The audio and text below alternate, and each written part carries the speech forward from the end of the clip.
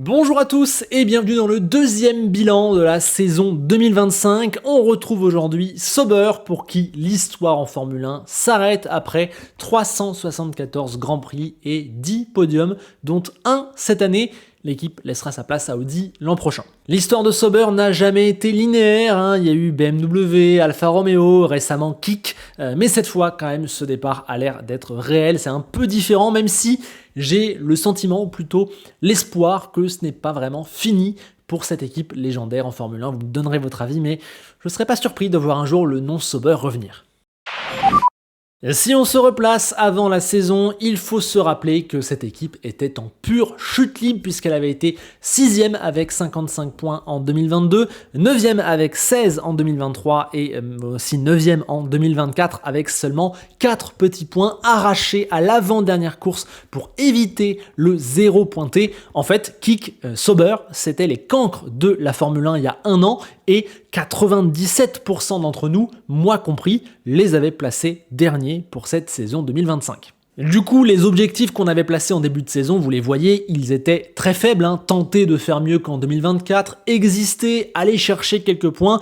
Bref, c'était la dernière année de ce règlement, ça marchait pas juste avant, on les voyait derniers et on s'attendait clairement pas à grand chose. L'objectif principal, c'était presque simplement préparer 2026 avec Audi, mettre les fondations pour que ça fonctionne le plus vite possible dans la prochaine ère. Côté pilote, Hülkenberg arrivait tout juste de chez Haas et on attendait qu'il fasse exactement la même chose puisqu'il avait été simplement excellent. On voulait donc qu'il soit un leader, l'un des meilleurs pilotes du midfield, qu'il puisse capitaliser sur les points disponibles et j'avais noté faire mieux que Bottas car j'avais trouvé que Valtteri avait pas très bien rempli ce rôle en particulier en 2024 et j'en attendais plus d'Hülkenberg qui selon moi était plus en forme. Pour Bortoleto, comme pour les autres nombreux rookies de cette saison 2025, le focus c'était d'abord l'apprentissage et la progression avec l'ambition de se rapprocher progressivement de la référence qu'allait être pour lui Hülkenberg, de prendre des points si possible et de montrer aussi également des petits flashs de talent pour qu'on puisse se faire une idée de son potentiel sur la suite de sa carrière. Bref, globalement du classique comme on va le voir pour les rookies. Sauber a malheureusement démarré 2025 comme elle avait fini 2024 en étant la dernière force. En Australie, dès les essais, ils étaient clairement en retrait pendant que Bortoleto connaissait un accident très bizarre avec une rupture de suspension en course. Et bien Hülkenberg, qui s'était qualifié 17e, s'est accroché et a fini par faire le coup parfait avec la bonne stratégie en s'arrêtant tout de suite lors de l'arrivée de la pluie. Ça lui permet de terminer 7e devant Piastri et les deux Ferrari. Ça fait donc déjà 6 points en un Grand Prix pour Sauber. C'est déjà plus qu'en 2024 tout entier, mais clairement c'est un trompe-l'œil. Une équipe n'a pas ce niveau-là et les 7 prochains Grands Prix seront sans le moindre point. En Chine, c'était pas la catastrophe, mais c'était trop loin et en plus on se rappelle que Bortoleto a spin tout seul dans le premier tour et Hülkenberg a également fait une erreur tout seul quelques tours plus tard. Au Japon et à Bahreïn, à chaque fois c'est 2 doubles éliminations en Q1 et des Grands Prix difficiles. On a même une disqualification pour usure du fond plat pour Nico Hülkenberg du côté de la Chine et je me rappelle avoir noté que l'équipe n'était pas larguée, mais que c'était la seule pour qui les points étaient impossibles. C'était même moins bien qu'Alpine à ce moment-là. Par exemple, à Jeddah, ils étaient la dernière force et en plus Hülkenberg a eu des problèmes de frein en Q1 avant de faire le maximum en course, mais le maximum c'est 15e. L'Allemand s'est ensuite montré costaud à Miami où il est passé très proche de faire un truc bien dans le sprint et aussi à Imola où grâce à une stratégie décalée, ça aurait pu bien se terminer, mais finalement toujours pas de points. Et puis à Monaco, il ne pouvait juste rien faire, c'était trop dur, la voiture n'a pas le potentiel pour rentrer dans le top 10. Pendant ce temps-là, Bortoleto montre des signes plutôt positifs puisqu'il bat son coéquipier déjà quelques fois en qualification. Mais voilà, ça ne se passe pas hyper bien lors des courses, il y aura également un problème mécanique à Miami et il se retrouve aussi dans le mur au premier tour à Monaco après un duel avec Antonelli. Donc pour l'instant, à cause de la voiture et de l'apprentissage, il est plutôt en retrait mais c'est assez logique. Jusque-là, c'est globalement dur pour l'équipe et on se dit qu'on avait bien lu la saison, mais à Barcelone, c'est la révolution puisque l'équipe amène un nouveau fond plat qui va totalement la sortir du fond de la grille. Alors ça ne se voit pas encore lors des qualifications où Hülkenberg fait une erreur et est éliminé en Q1, mais l'Allemand est chanceux au départ et ensuite il aura juste un rythme absolument énorme, il se retrouve 9e à la régulière avant une fin de course complètement folle, abandon d'Antonelli, safety car, pétage de plomb de Verstappen et Hülkenberg qui est un des seuls à avoir un train de pneus soft neuf qui va lui permettre d'aller doubler Hadjar et Hamilton et de terminer 5e, un résultat incroyable pour l'équipe, gonflé certes par les circonstances finales, mais qui montre quand même que la voiture allait mieux, puisque de base il aurait déjà dû avoir des points. L'équipe est 8e du championnat, et notons aussi que Bortoleto était bien, puisqu'il se battait pour des points jusqu'à la relance. Et cela va lancer une période formidable pour l'équipe, 7 fois dans les points en 8 Grands Prix contre 0 sur 7 sur la période précédente. Par exemple, on a le Canada où Hülkenberg avait pourtant été éliminé en Q2, mais dans le Grand Prix, il a profité d'une gêne entre Albon et Colapinto pour s'infiltrer et ensuite il a eu une excellente stratégie, ça fait 8e. En Autriche, nouvel upgrade, la voiture n'est plus du tout dans le fond de la grille et Bortoleto signe son premier gros coup d'éclat puisqu'il va passer en Q3 et se démener sur une stratégie à 2 arrêts pour ramener ses 4 premiers points en Formule 1, c'est très fort. Pendant ce temps, Hülkenberg avait lui pris la meilleure stratégie à un arrêt en partant de plus loin et termine juste derrière lui. À Silverstone, 3e paquet d'amélioration. Encore une fois, ça fonctionne, mais un problème de timing va coincer les deux pilotes en Q1 et en course, tandis que Bortoleto va compléter son week-end cauchemar avec le crash en FP3, un mauvais choix dans le tour de formation et pour finir un crash dès le 4e tour. Nico va signer une énorme remontée depuis la 19e position, il est déjà 10e après quelques tours et comme en Australie, il va anticiper le retour de la pluie, ce qui lui permet de prendre la 5e place avant de voir Verstappen spinner et d'aller doubler Stroll pour ensuite résister à Lewis Hamilton et prendre tout simplement son premier podium en Formule 1 après 239 Grands Prix, la plus longue attente de l'histoire. On pensait que ça n'arriverait jamais et ça restera clairement l'un des moments les plus marquants de la saison. Mais par la suite, faut pas oublier que Nico va vivre 6 week-ends compliqués et c'est Bortoleto qui va prendre le relais puisque le Brésilien est 9e du sprint et du Grand Prix en Belgique, grosse performance. Il va signer une incroyable 6e place de meilleur des autres après une nouvelle Q3 en Hongrie et il sera encore meilleur des autres en qualif à Monza, puis 8e de la course, ça fait 14 points en 3 week-ends. Il est vraiment en feu à ce moment-là quand son coéquipier n'existe pas vraiment. Et malheureusement, le fait de n'avoir qu'une seule voiture à ce moment-là et d'avoir raté le rendez-vous de Zandvoort où la course folle a offert des gros points à pas mal d'équipes du midfield, et bien Sauber à ce moment-là n'est que 8e malgré la bonne période à 7 points par exemple de la 6e place d'Aston Martin. Ça restait serré entre toutes les équipes, mais voilà, des petits éléments font que ce ne sont pas eux qui font la différence. Et en plus derrière, ils ne vont jamais vraiment réussir à accélérer puisqu'il n'y aura pas de points à Bakou où Hülkenberg va se cracher en Q1, pas de points à Singapour où Hülkenberg va spinner tout seul en course, mais l'Allemand va sortir enfin de sa mauvaise passe à Austin. Il redomine Bortoleto qui bascule de l'autre côté en ayant l'un de ses plus gros trous de la saison. Il se qualifie 4e sur la grille du sprint, ne l'oublions pas, mais il n'a pas pu dépasser le premier virage à cause des McLaren et il ira chercher la 8e place dans un Grand Prix très très offensif, fort, très fort, et à Mexico c'est Bortoleto qui va aller arracher un point en fin de course, mais bon, malheureusement ça ne suffit toujours pas puisque le gros résultat de Biermann fait passer Sauber à la 9e place à ce moment-là.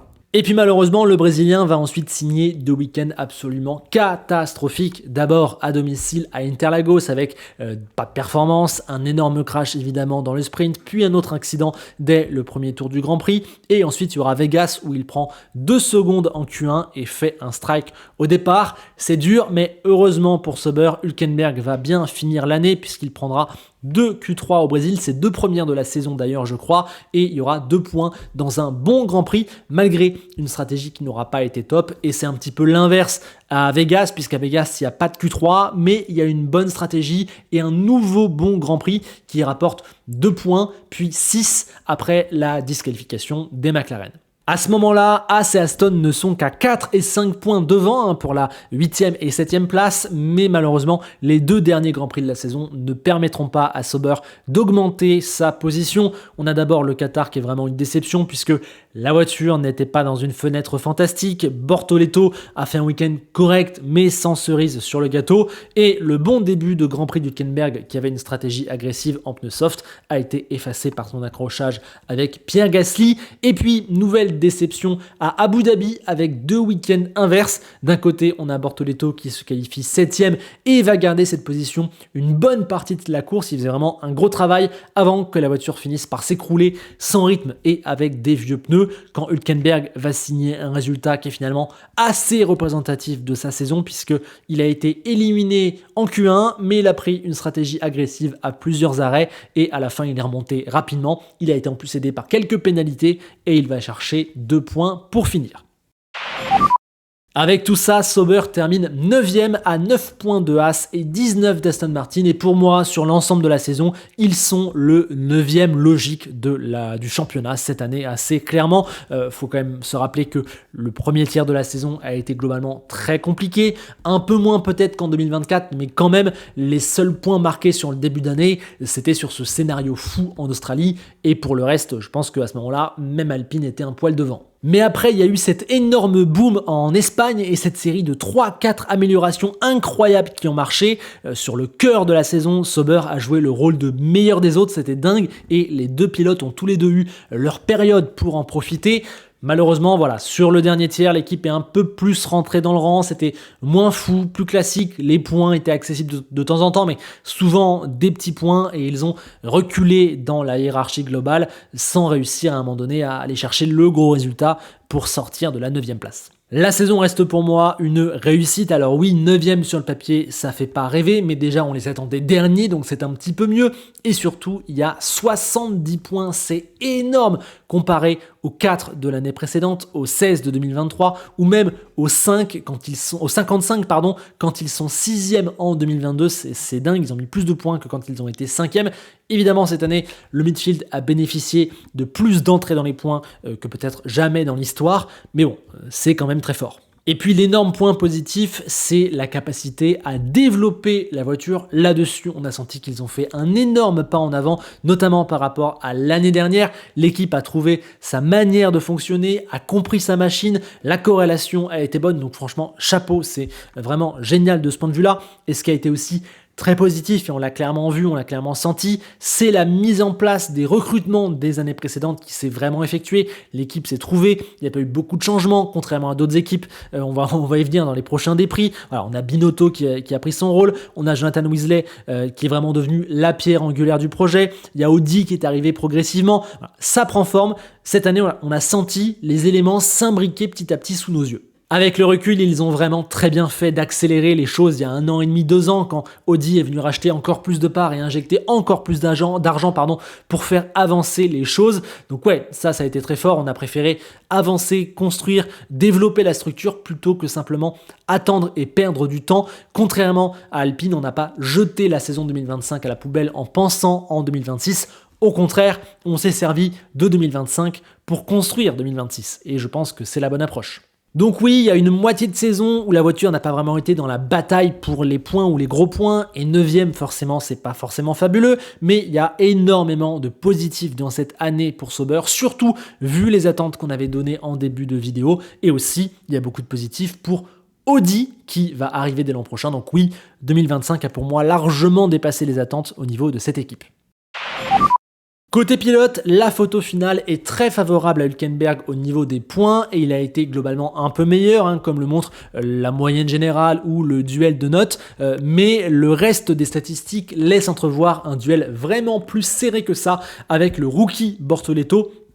15-15 en qualif, alors qu'en début d'année, j'avais parié sur un 21-9, plus de Q3 pour le Brésilien. Voilà, vous le voyez un peu partout, des statistiques globalement proches. On va dire que les deux pilotes à l'arrivée proposent un truc qui est plus ou moins du même niveau, du même acabit, malgré le fait qu'ils n'ont jamais été en forme ou en méforme en même temps, j'ai l'impression. Commençons déjà par rendre à Hülkenberg ce qu'il mérite. Évidemment, il y a le splendide podium de Silverstone, mais au-delà de ça, il a su capitaliser sur des opportunités comme Melbourne, Barcelone en fin de course ou encore Las Vegas, et il a bien souvent fait la différence, notamment le dimanche, avec des remontées avisées et basées sur des stratégies qui ont toujours été bien choisies. Là-dessus, il a été vraiment un leader, le pilote que Sauber attendait, notamment surtout en course. Cependant, il faut quand même être honnête avec le traitement de sa saison puisqu'il n'y a pas eu du tout que du positif et à l'arrivée, je n'en fais pas un de mes 10 pilotes de la saison, contrairement peut-être à d'autres, parce que voilà, il a été malmené en qualification, ça fait 15-15 et encore c'est grâce à une belle reprise sur la fin d'année parce que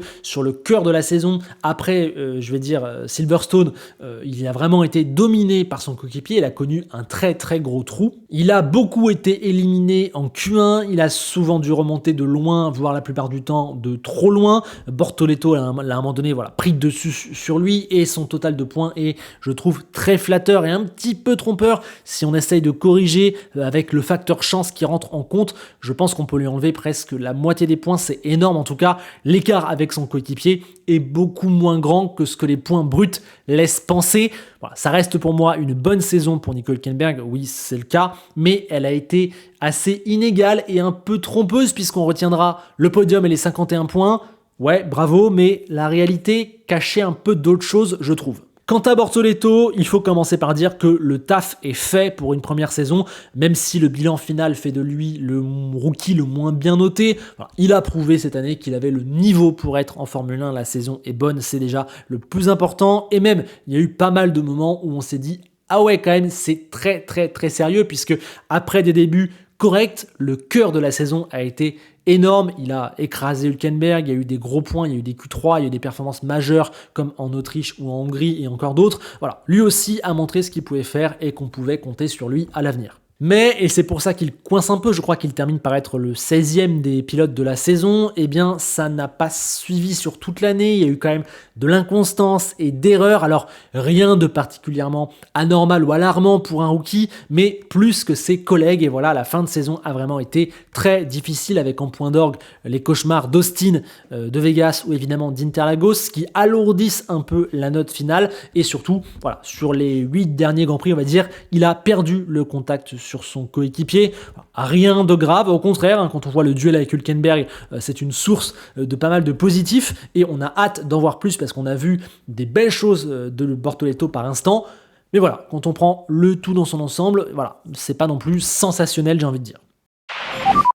L'avenir maintenant, il est extrêmement excitant puisque ça y est, c'est les grands débuts d'Audi, une marque super ambitieuse qui met les moyens, qu'on sent prête pour la Formule 1, qui fait les efforts depuis déjà quelques années, qui arrive avec une vraie ambition, un vrai projet et aussi qui a un CV absolument fantastique partout où elle est passée en sport auto. Depuis plusieurs mois, on sent que ça arrive, les premiers signaux envoyés par l'équipe sont plutôt très pro, le changement va être profond sur tous les plans et les bases posées depuis cette saison, depuis quelques mois, semblent prometteuses et saines. Même si on va garder de l'indulgence et ne pas attendre de trop gros résultats tout de suite, il serait irréaliste de leur demander de jouer le titre dès 2026, il y a quand même une énorme curiosité et pas mal d'attentes puisque, mine de rien, ça fait un moment qu'ils se préparent. L'annonce, elle date de l'été 2022. Ils vont faire leur propre moteur, sur lequel ils travaillent aussi depuis un moment. Ils repartent pas de zéro comme Cadillac puisqu'ils prennent les éléments déjà existants de Sauber et ça fait quelques années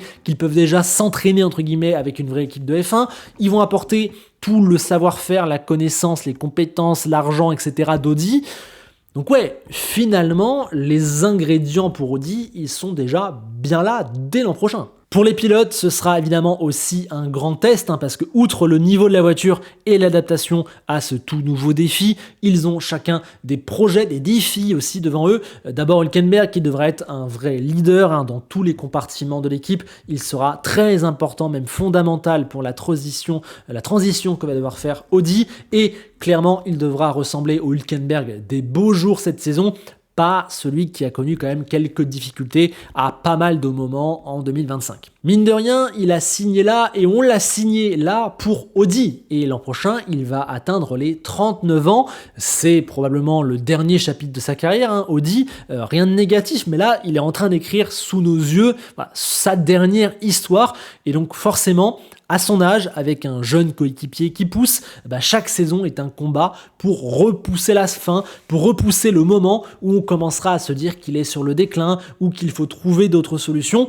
On n'y est pas encore, mais attention, 2025 n'a pas été parfaite et il a seulement, je crois, une option pour 2027, donc l'avenir moyen terme, on ne le connaît pas encore pour Hülkenberg, beaucoup de choses vont se jouer l'an prochain, le niveau de la voiture, son niveau, sa capacité à rester à Bortoleto, on le sous-estime, mais 2026 c'est sûrement une année complètement charnière pour l'Allemand. Pour Bortoleto, c'est l'année sophomore, celle où il va falloir passer des caps. Pour lui, la clé majeure réside certainement dans la capacité à gagner en constance, à gommer les grosses fautes et les trous auxquels il a été sujet plus que certains de ses autres collègues. Il faudra aussi qu'il sache nous remontrer les moments forts qu'il a eu notamment cet été. L'objectif, c'est petit à petit de prendre le dessus sur un des patrons de la grille qu'est Nico Hülkenberg et au final pour devenir petit à petit également un des hommes qui va compter pour l'avenir. L'avenir justement, on ne sait pas trop pour l'instant vers quoi il va se diriger pour Bortoleto. Est-ce qu'il va être capable de jouer un titre un jour? Est-ce qu'il va simplement devenir le visage d'Audi sur les prochaines saisons? Voilà. Lui aussi n'a qu'une option je crois pour 2027, donc tout reste à écrire pour le Brésilien chez Audi. Voilà, c'était le deuxième bilan de la saison 2025. J'ai hâte de savoir ce que vous pensez de Sauber dans les commentaires, mais aussi également des deux pilotes et notamment à l'avenir avec Audi. Qu'est-ce qui va pouvoir se passer pour eux l'an prochain? J'ai hâte de vous entendre sur tous ces sujets. Je ne perds pas plus de temps, je vous incite à mettre un like et à vous abonner si ça vous a plu. Je file préparer les 8 bilans en 8 jours qu'il me reste encore à faire et je vous quitte avec Enzo Ferrari qui fait une rare apparition mais légitime, c'est pour faire un petit coucou à Peter Sauber. Allez, à demain.